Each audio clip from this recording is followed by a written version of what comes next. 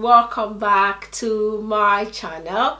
Thank you so much to all my lovely and wonderful subscribers. If you're new here, my name is Justina, and in here is vlogging, chit chat, story time, and everything that has to do with fun. We're out here to have fun, so this channel will be about having fun and telling a bit of story and showing you guys a bit of my life as well. Welcome. In today's video is a kind of chit chat. I want to be talking about, will I say, the life that I had or life experience that I had when I was a child, that I still wish that I can live that kind of life today, but it's not possible because I'm not in Nigeria. I'm not in the countryside of Nigeria. I'm not even in Nigeria at all. I am in Ireland, Europe, so it is not possible whatsoever. I would never live that kind of life again, apart from if I relocate back to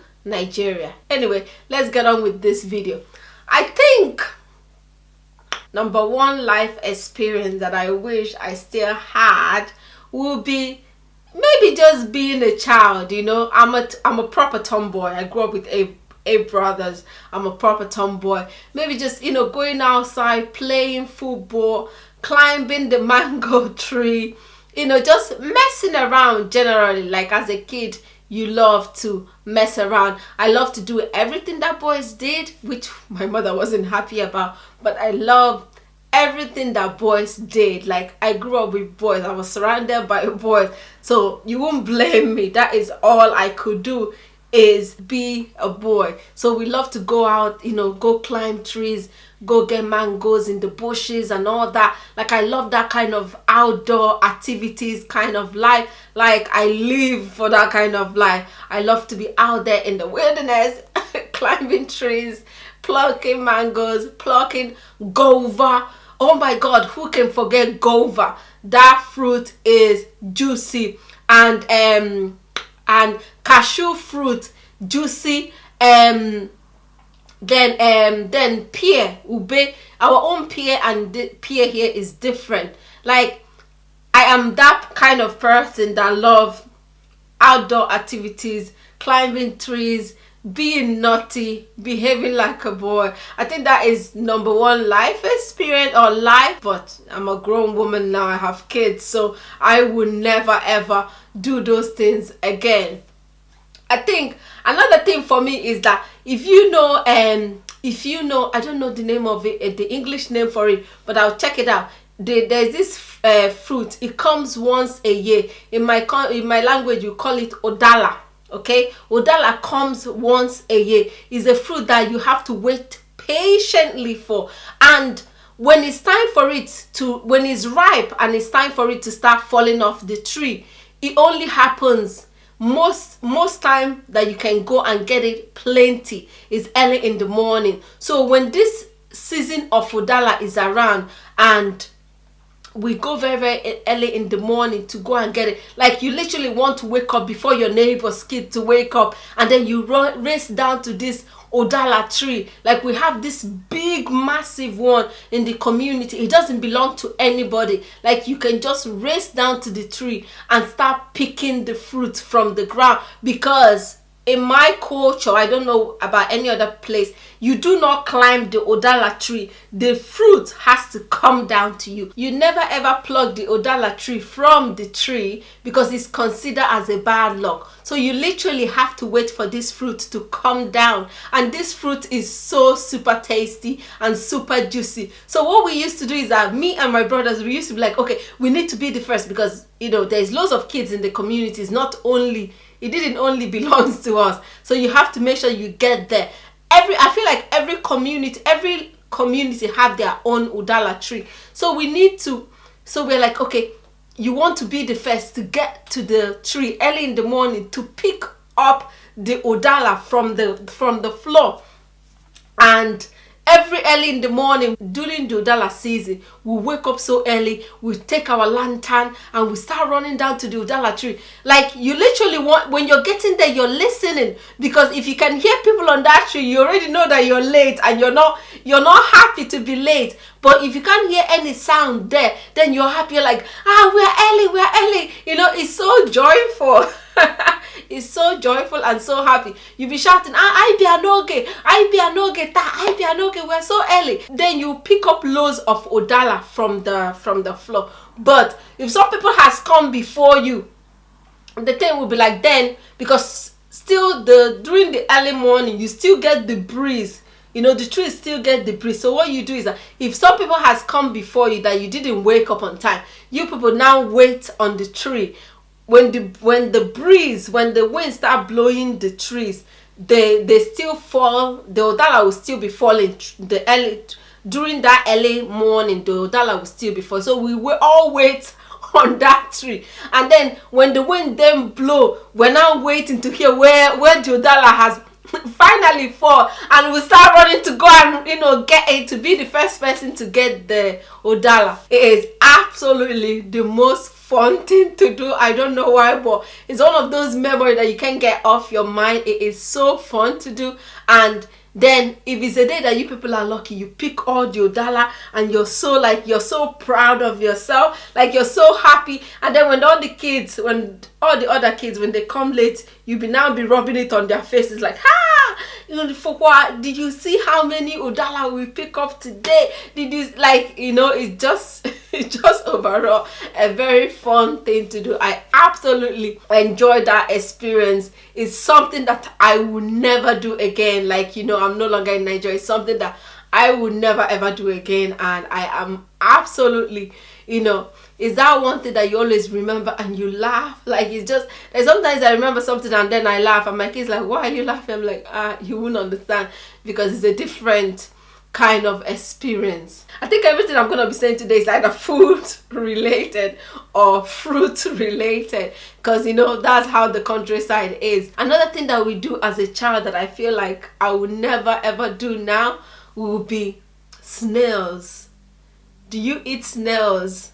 If you're from my own side of the country, we eat snails. Okay, so there's a season of snails. I feel like everything has season back home. Like, you don't just eat stuff. Everything has season. You have to patiently wait for the season. Mango has season. Orange has season. Like, you literally wait for the season. It's not like here you eat mango whenever, you eat orange whenever. Like, everything has season. So during the raining season, that is when the snail, like, that is when the snails are matured enough, the fat ones, the big ones. That is when they will be coming out of the bushes. So during the raining season, in the evening time, when you have finished your dinner, we wear our boots. Like, there's this boot my mother used to buy for us. It goes on your knees. It's a very long boot, in case if the snake want to attack your leg, they will poke on the boot. It's a very, very hard boot. And so during the raining season, in the evening, after you have done all your schoolwork and you're finished eating your dinner and all that, we take our lantern, we take our pan or bucket, and now this time around is not a competition, because there's enough snail for everybody. It's not like the Udala one. The Udala one, you literally have to get there first, pick it up first, be the first and everything. But during the snail season, like, there's enough. Like, you're not fighting with anybody for it. So we all gather together, all the kids in the community, we all come together with our lantern and all that, and we wear, like, there's this hand glove my mother used to buy for us. Like, it's very thick, in case, like, because you're putting your hand, you're shining your torchlight, and you're picking the snails from the beside the bushes. There's bitey, there's creepy, there's crawly animals that can bite you. So you have to wear your boots, and you have to wear your hand glove. It's a big thick rubbery hand glove.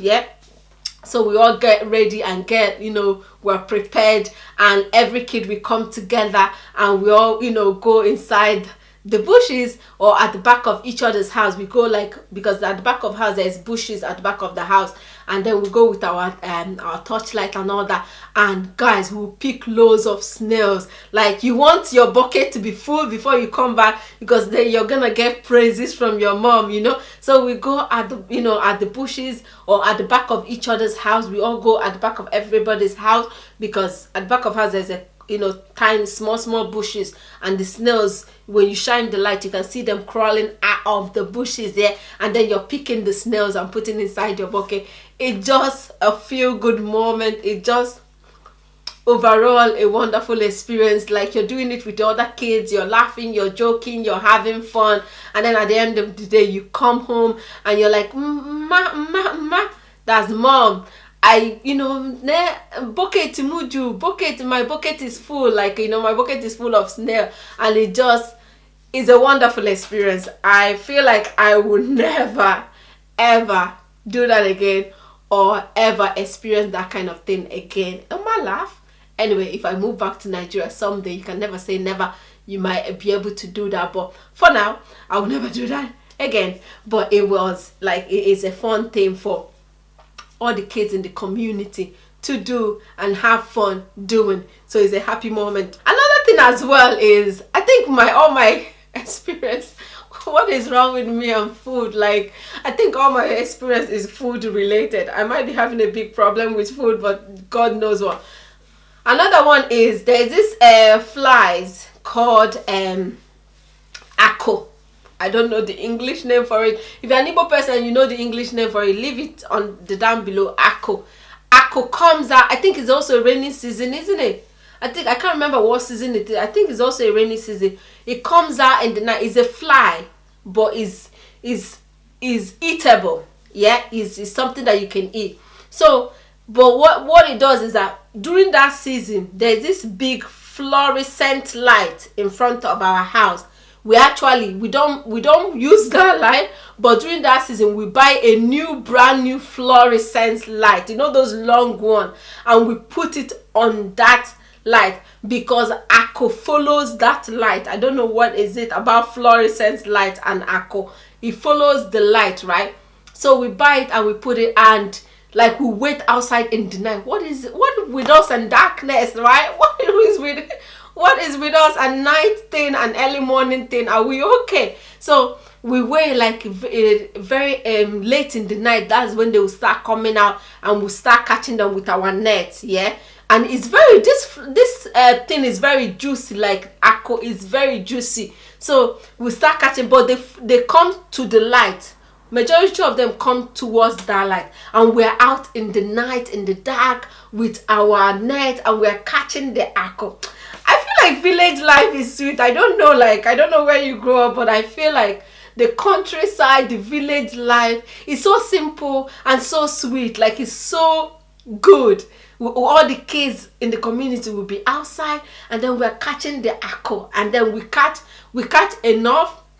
You put them in the bucket or in the basin, and sometimes they fall inside the water basin. Like, if you leave a basin of water underneath the light, some of them fall inside the water. So what we do is that you catch loads of them and you soak them inside a bucket of water, and then the next morning your mom will fry it. Your mom will fry the ako. You don't fry it with oil. You just a dry pan and heat, and you fry the ako. And this ako this fly is so tasty. I don't know what is the name of it. If you know the English name of ako, leave it somewhere. Like, it is a very juicy ant. I don't know, but I absolutely enjoyed that moment of catching it and having fun with my brothers and the kids in the community. We absolutely enjoy doing this. Like, it's like a special thing. Like, you know, it's so good. Yeah, this is another wonderful experience that I feel like that I will never do again as a grown person, as somebody who is no longer living in my community and no longer in Nigeria. I feel like I will never do that again, but I want to do it again. It's not like, oh, I don't want to do it. No, I want to do it. Like, I want to someday go out and pick out the snails. I want someday, like, go under the odala tree and pick the odala. Like, I want to do it. No, I'm not just saying I'll never do it again because I'm now feeling like I'm parched. No, I want to do those things. I love to do those things. Another thing that I feel like I enjoy doing when I was small and I will never do now will be eating from my mommy's pot. Jesus Christ. The last food in the pot is literally the sweetest food of all. Like, it's not even the day they cook the food. The next day and the remaining food in the pot, you will see us fighting for it. Like the bottom of the pot, the food on the very bottom of the pot, I will literally fight for my life to eat that last food at the very bottom of the pot. It is very sweet. I feel like all the ingredients just sit on the very bottom of the pot. And I used to fight with all my brothers, and for some reason, yeah, when I was small, I'm a fighter, and some of my brothers do not want to fight with me because anyway, maybe they're having mercy on me that I'm a girl, but I'm always fighting them for something. I'm always fighting them, so they kind of leave it for me. But I love eating. That last bit of food at the bottom of your mommy's pot is the best feeling. Like, there's no feeling in the world. Like, there's nothing that will, top that feeling. I enjoyed doing it, and maybe someday when I get home, I will do it again. But at the moment, I'm no longer doing it. But I will love to do it. Just sit down on the floor in my mommy's old kitchen and eat from her old pot of soup. Yummy, guys. Delicious. And another thing that I used to do when I was small is actually going down to the stream to bath. I do not like taking bath in my house.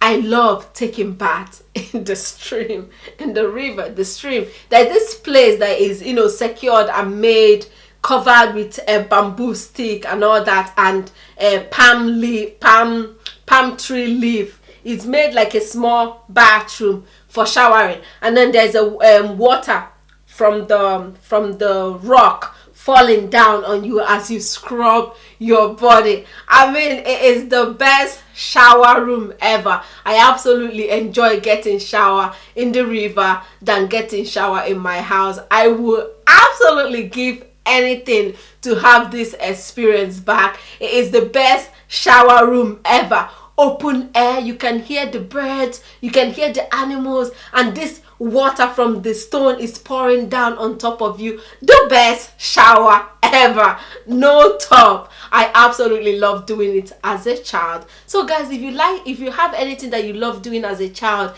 that you like to discuss on the comment section below, leave it on the comment section below. Let's talk about it. Thank you so much. I hope you enjoyed it. I absolutely enjoy making this video because it reminds me so much of my childhood, and it reminds me so much of what I love to do when I was a child that I will never ever do now, but I will absolutely love to do it.